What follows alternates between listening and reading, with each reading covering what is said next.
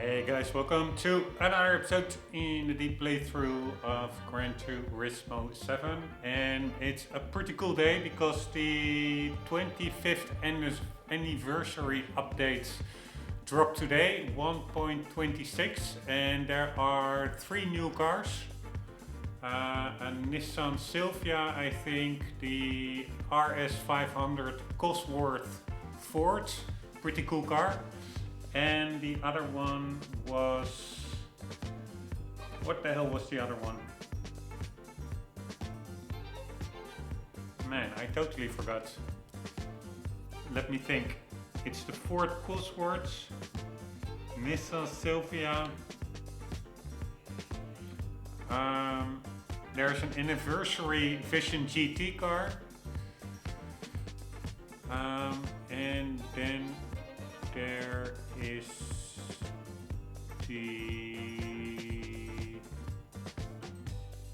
I have no clue. I totally forgot it. Let's check it out.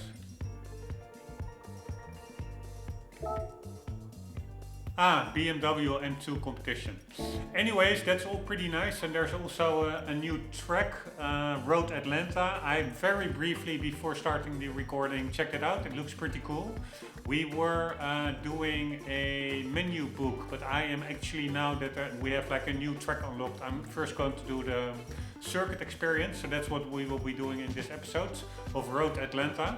But for me, what is now first, before I tell that, the other very cool addition is ability to sell cars, and it is, I think you can also sell prize cars, so cars that you did not buy yourself but that you just won in a race or anything, you can just all sell them, which is pretty nice. I cannot do it immediately. You first have to get to menu book 13.9, I think.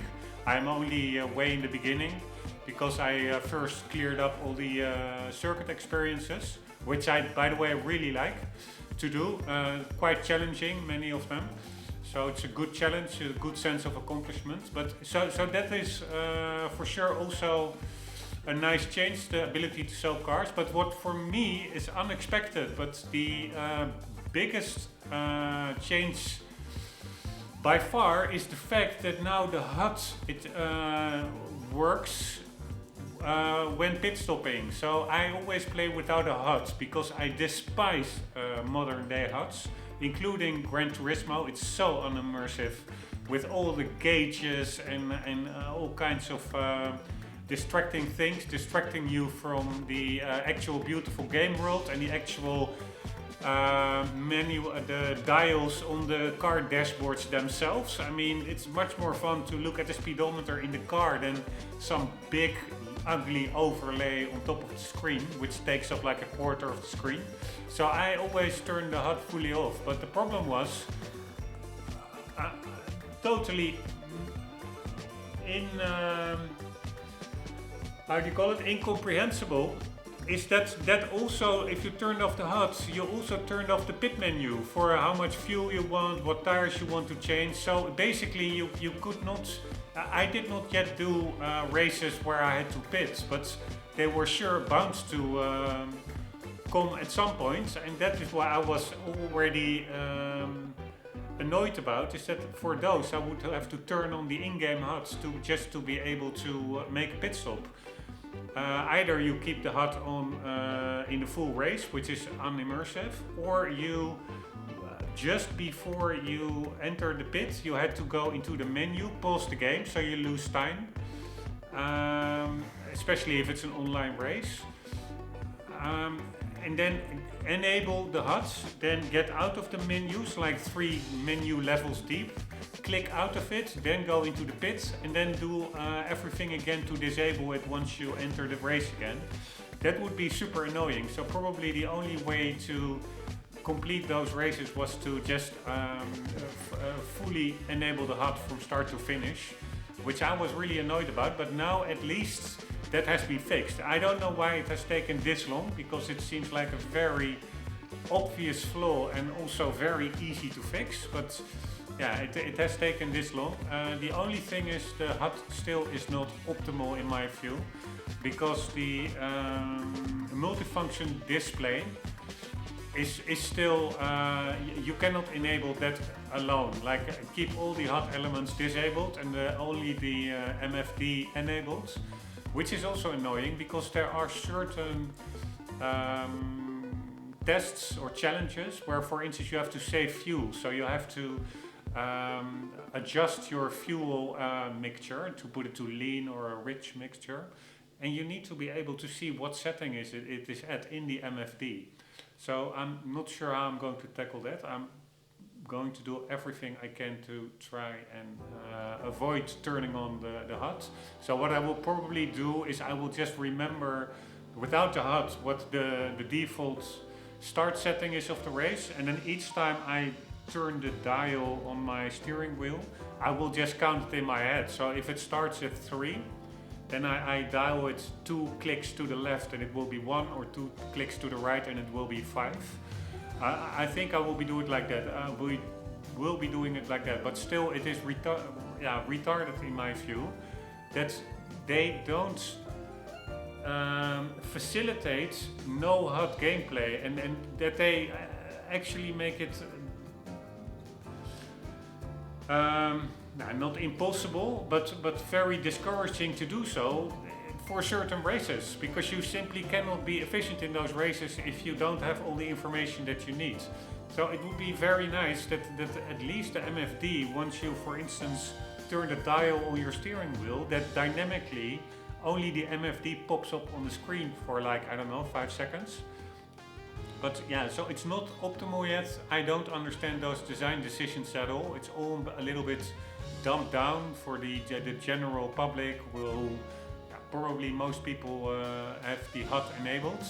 But there's also, I cannot imagine I'm the only one. There must be a significant chunk of players that don't like modern day HUDs and just want to disable it, but not disabling critical information. And of course you can have a debate on what is critical or not. Like speedometer or a rev gauge is also quite critical, but at least you have that in the car dashboards themselves already, so there's nothing missed there. But that MFD, it's quite critical. It's only like a very small percentage of the races where you need it, because you can also adjust the brake bias in your MFD, and you can the traction control, but I will not be using that hardly any time anyways, because traction control is mostly fully disabled to be faster, and brake bias, yeah, how often do you have to adjust brake bias within a race? I never did that, so I don't mind that much. And also in the MFD you have like this map control or option, and also not that important, but the lean or rich fuel mixture is important.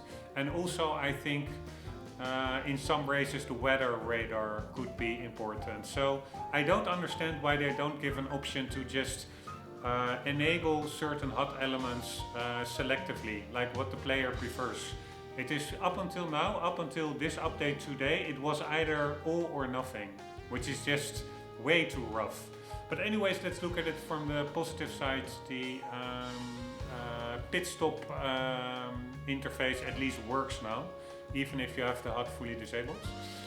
So that was a very long rant, much longer than I expected. But anyways, the menu has also been changed, I assume temporarily, to celebrate the 25th anniversary of Gran Turismo. Very cool. And also I already unlocked that car, that Vision GT car. I will show it now. Here it is. It's a Red Bull 25th anniversary, and it is anniversary car.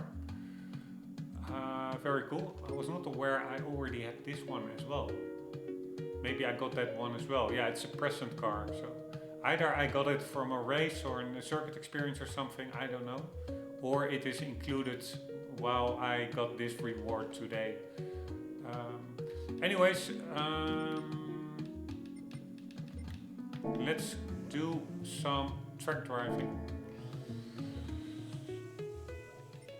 let's do the circuit experience. I really like this festive season version of the world menu. Very nice color tones.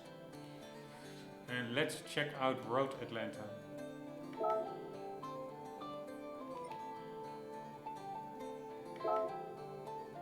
Alright, hopefully it's a cool car. A Beetle, yeah, not that cool, but whatever. It's a pretty fast track, I noticed. Alright, so it will be a little straight flowing right hand corner, long straight flowing right hand corner, some yeah, minor bends. That's about it. Here we go.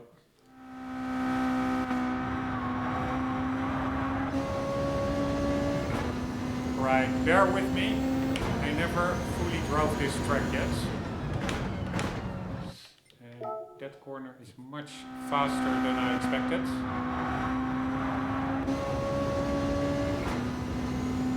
Check out the digital dashboard in this thing. No, I have to brake earlier. Sorry for that.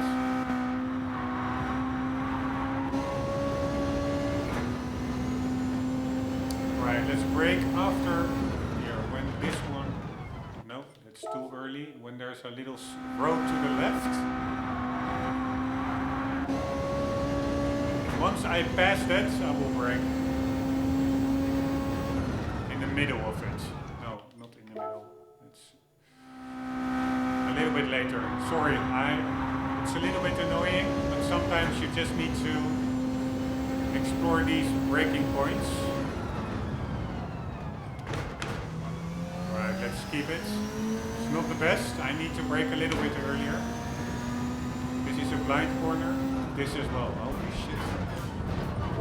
They're much tighter than I expected from the track map, these corners. Right. In the middle. Yes, in the middle of that road.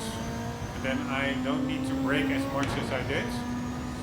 Here we just go over it, and here we have to brake.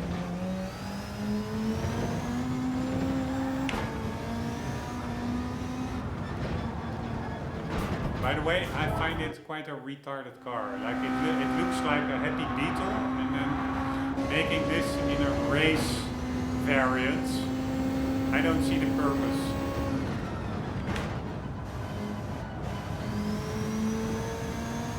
Maybe that's just me. Jesus Christ, it's a tricky section. But I do think this is the hardest section, so once we are through here, it should be easier sailing.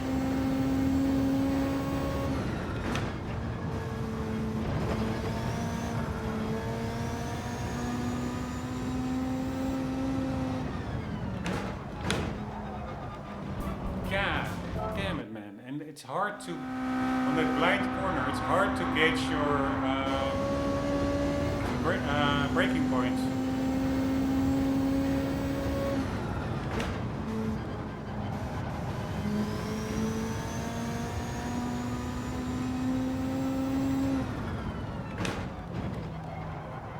Jesus Christ, and it's also downhill, so your back end becomes lighter and you oversteer.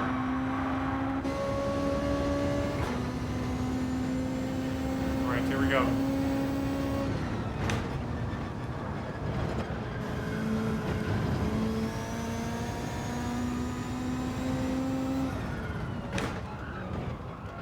Fuck me, man.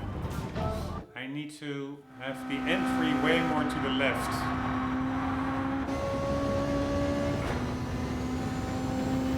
It's a really technical section.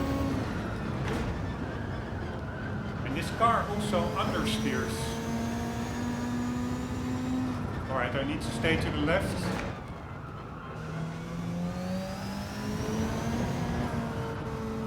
And these are flowing sections. Oh. Alright, finally we're through. Oh. Alright, this is quite a tricky section. But once you get the hang of it, I can imagine that it's actually a pretty cool section.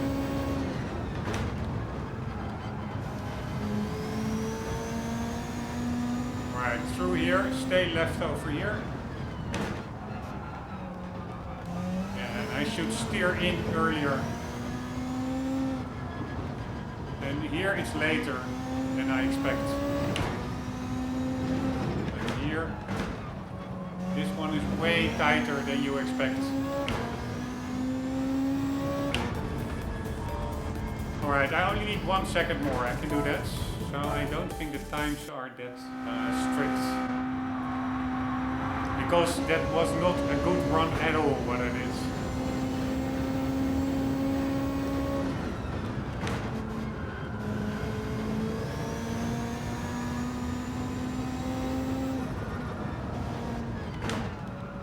Nope, it's a blind corner. You just have to get to know it and blindly already steer in while you don't see the corner yet.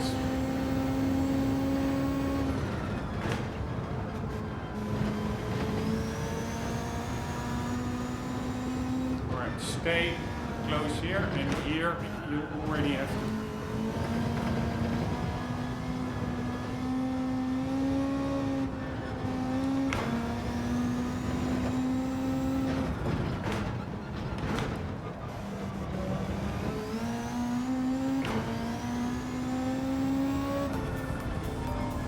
Right, 0.6 is what we need.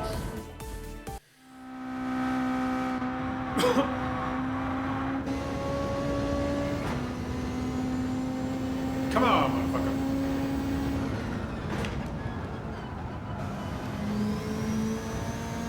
Way too much speed lost there.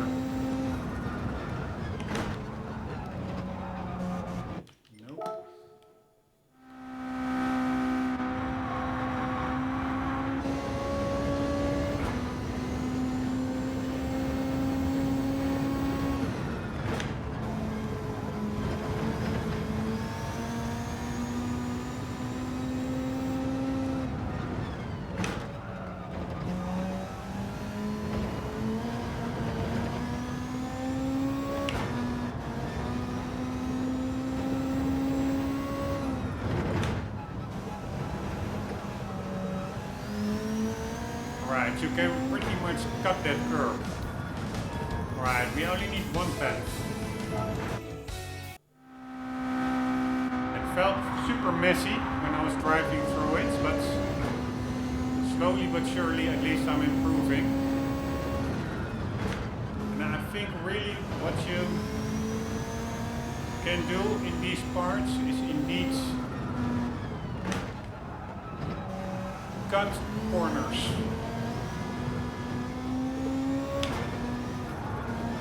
Nope, this is not good at all.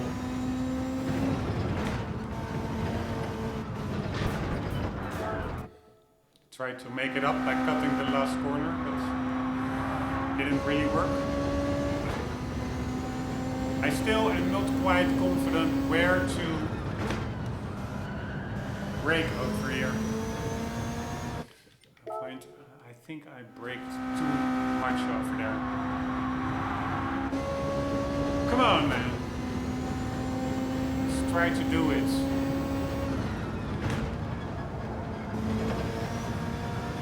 Alright, this was quicker. It felt quicker. And again, I'm steering in too late. I need to steer in while you don't see the corner yet. And that's a bit tricky, because if you cut it accidentally too much, you're disqualified.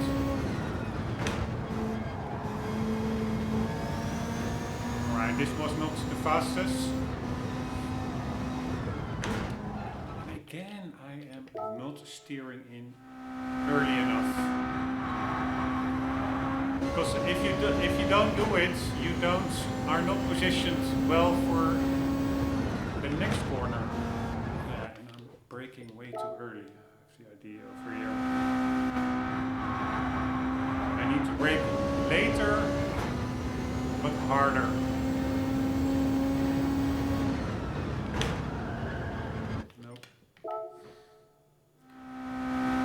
Come on! It's not that hard. We're 1/10 of the goal time.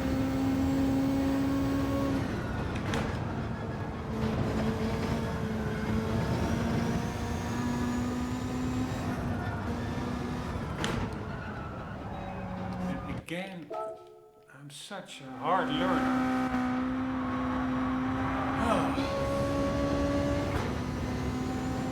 Really, it's not that hard. It's just that I'm an idiot.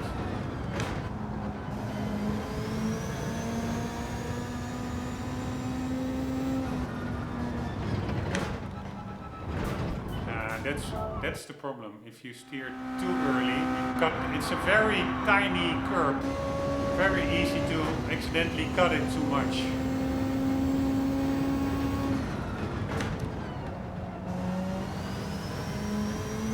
Right, this was really bad cornering, but let's just continue and use this lap or attempts to get to know the track. Alright, that last corner I really need to stay super wide and then turn in late.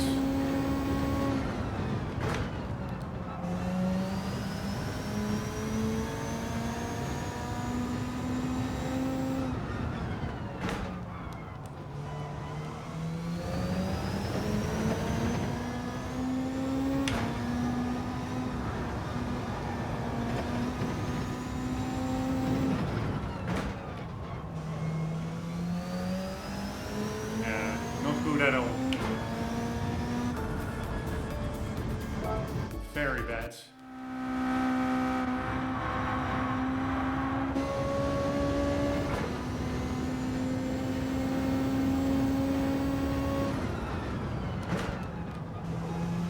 Nope. Got to get that braking point right. A good start is half the work. It's a saying where I'm from.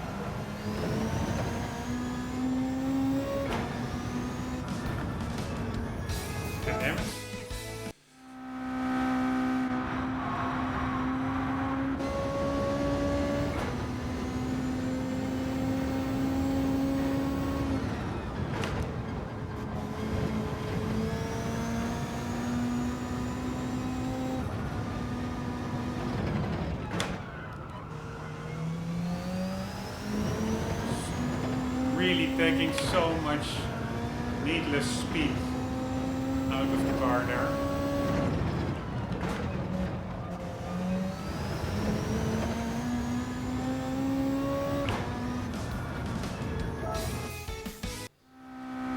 Come on, man. Get some consistency in there.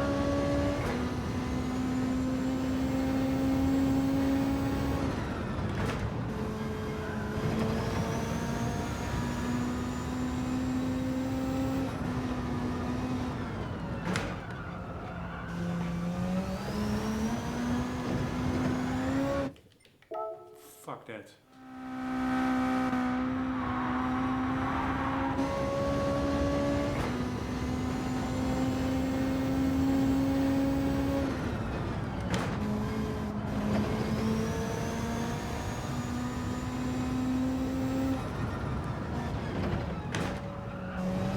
That's what I mean. That was the good corner.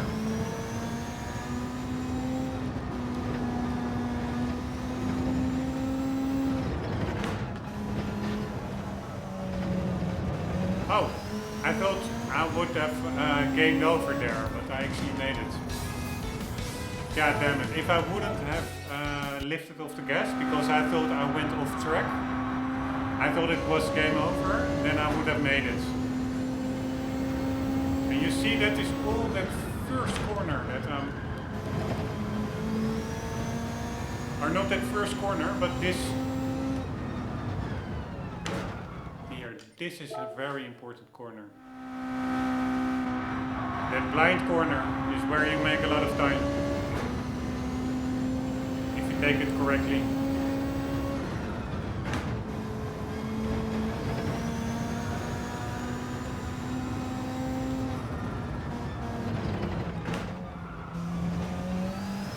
Right, not the best.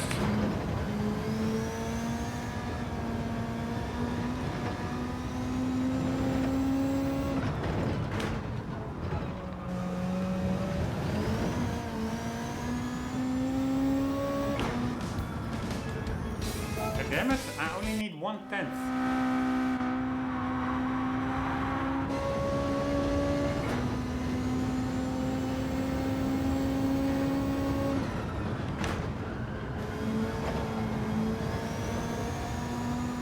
Right, that went reasonably well.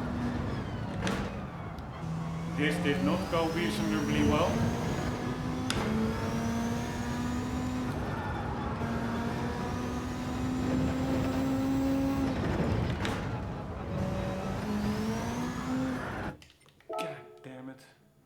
You can take that curb, by the way, in that last corner quite a lot. But I'm not sure how far, but at one point I think I was with 4 wheels on the curb and I did not get disqualified. So I should probably make better use of that curb.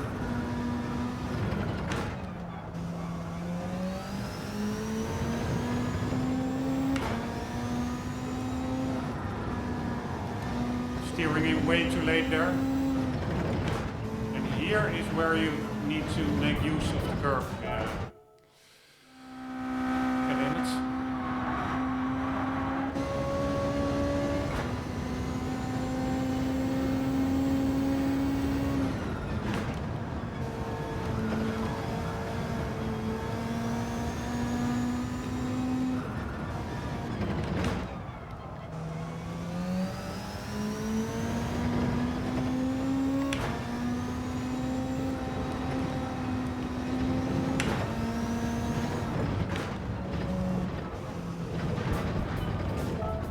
Last corner, man, that's really a tight one.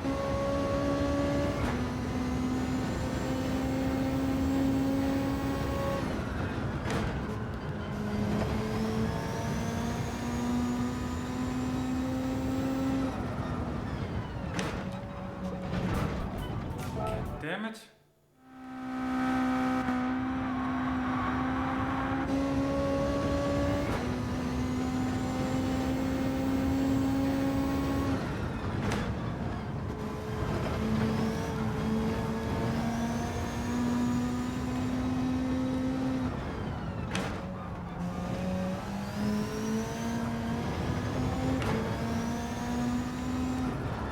And again, way too late steering in. You really need to find your flow here. And I'm in the wrong gear. Still, I need less than 1/10. Should be doable still this episode. I'm already over the 25-minute marker.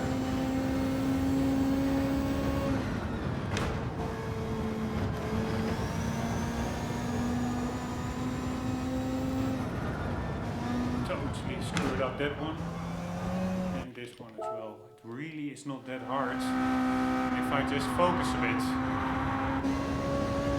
and don't wait with steering in until it's too late.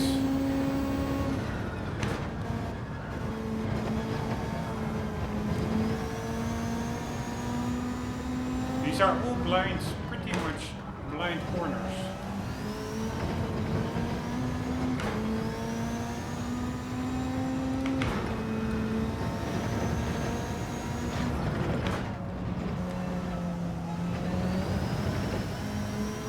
Again, wrong gear. But enough. And now suddenly almost 5/10 below.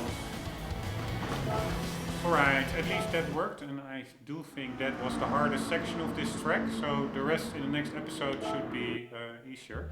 By the way, Let's do that in the next episode. I wanted to say let's check out the track from the menu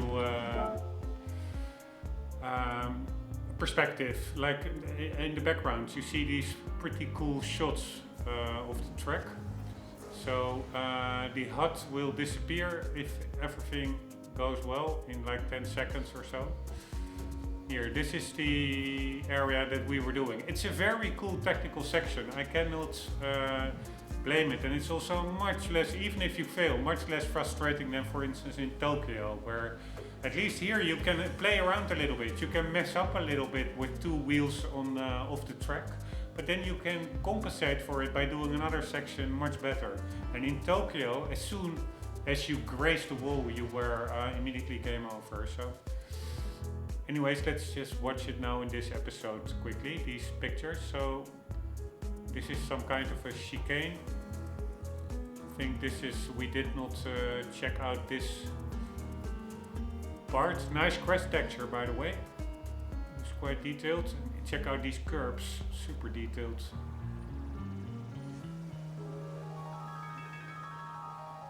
It's a really cool track, I must say. I didn't really know much about it, but I like it. Alright, what is this? Yeah, this is some kind of a chicane.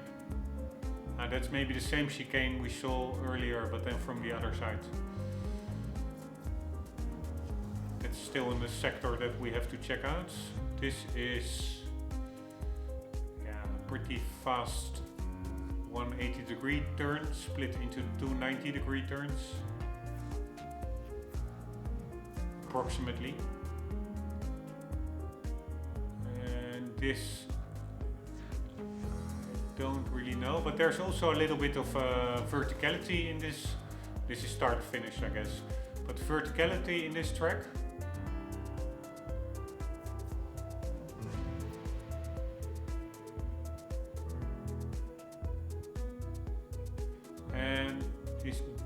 No, this is not the section that we just did. At least, I don't think so.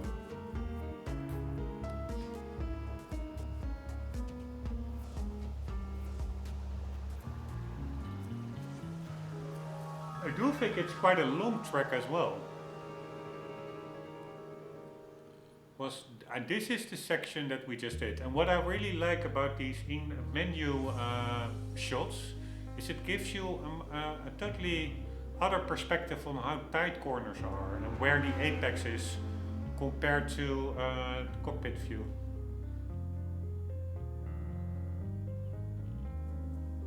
Here, for this is also that this is that same little curb that I had so much trouble with, but this is such a nice perspective.